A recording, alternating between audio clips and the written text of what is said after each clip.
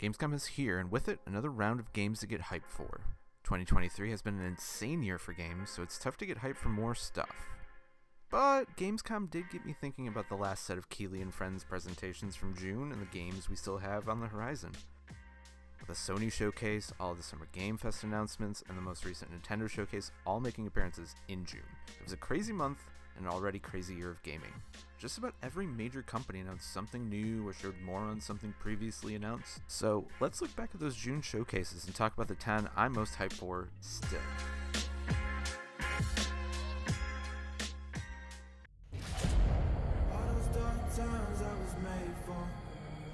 Prince of Persia: The Lost Crown. Ubisoft brought a few interesting things to show off at their Summer Game Fest showcase. Maybe the most surprising one was Prince of Persia: The Lost Crown. A Metroidvania-inspired Prince of Persia sounds like a great idea that should have happened ages ago. The movement looks great, and the visuals look perfect for this type of game.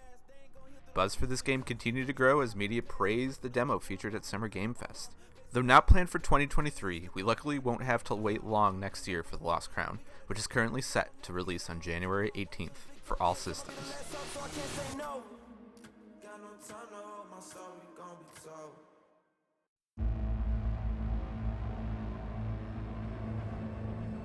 Cyberpunk 2077 Phantom Liberty. There's been a lot said about Cyberpunk 2077 in the years since its troubled release. I get many people won't really care about Phantom Liberty, but one thing that wasn't really covered in its appearance at the Xbox Showcase are the changes coming to the full game when this releases September 26th. Many features are getting changed or overhauled, from the skill tree, the combat, the police system, and much more. As someone who has yet to play Cyberpunk because of everything that transpired, it's given me a desire to want to jump in now, see if Cyberpunk has finally got to a point that many were expecting it to be when it originally launched.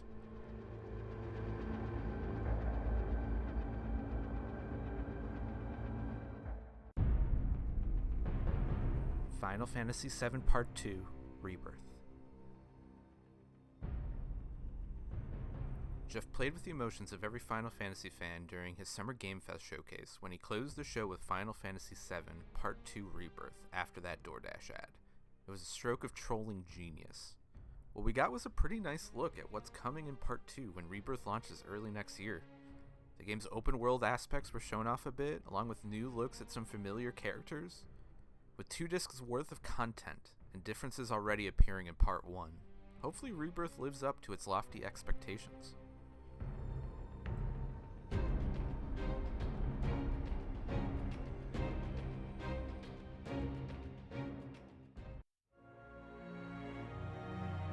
Star Wars Outlaws.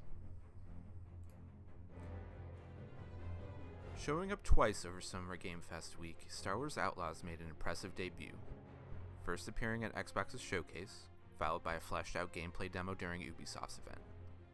The planet showed off in the gameplay demo seemed huge and fun to explore.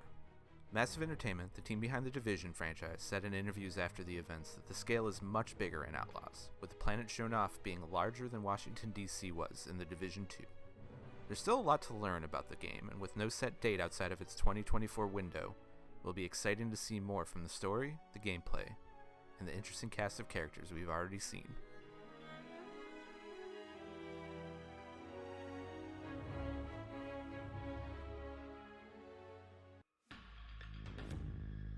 Mortal Kombat 1.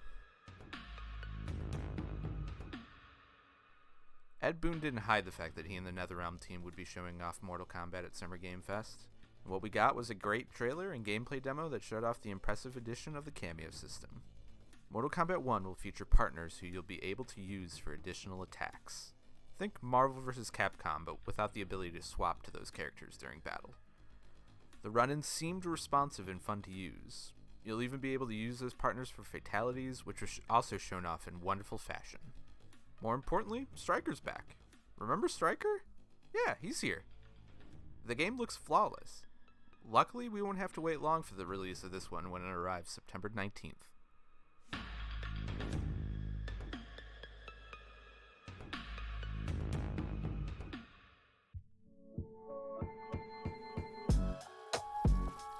Like a Dragon, Infinite Wealth.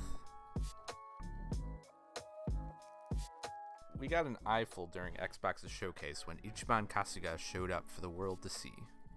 Not much was shown off in terms of major differences or addition, but the game being the first to cross over into the United States is enough to get excited for this follow-up, given how fantastic Yakuza Like a Dragon was.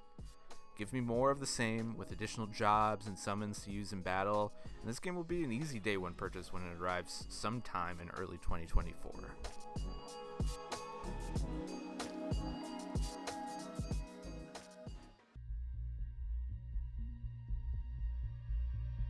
Alan Wake 2. We got a glimpse of Alan Wake 2 twice during June, appearing at Sony's Showcase and Keighley's Summer Game Fest. During Summer Game Fest, we got a gameplay demo of what to expect from Remedy's first attempt at a survival horror game. It looked great. Combat looked improved from the first, and Remedy's signature unsettling vibe was on full display. Being a huge fan of Control and the original Alan Wake, I can't wait to play this game when it finally releases on October 17th.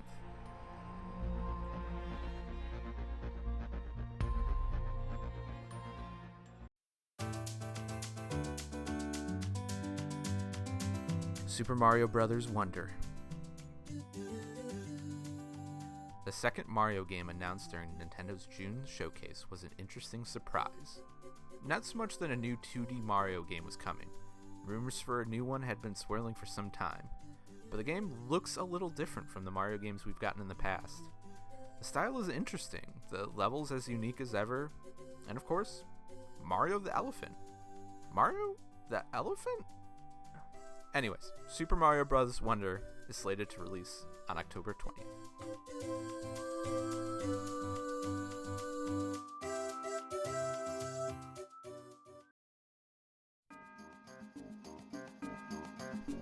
Super Mario RPG. Then there was the first Mario game announced during Nintendo's June showcase, which, for me, was the biggest surprise of the show. Super Mario RPG is back, and it's not just coming to their online service. Instead, we're getting a full-on remake of the game. One of the greatest RPGs of all time is finally getting the love and attention it's deserved. The gameplay is already there, so if what we get is the original game with a fresh coat of paint, this could be an improved version of an already fantastic game. We will find out when Super Mario RPG releases November 17th.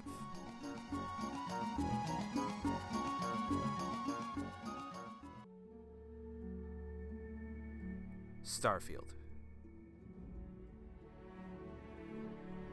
Look, Xbox has had a rough couple of years headed into their June showcase. We don't have to rehash all of that here, but as the rough releases and the first-party questions keep arising, the pressure for Starfield to do well has increased every time. After the first preview of the game a few years ago, there was some reason to doubt if Starfield could deliver to the level people were setting for it.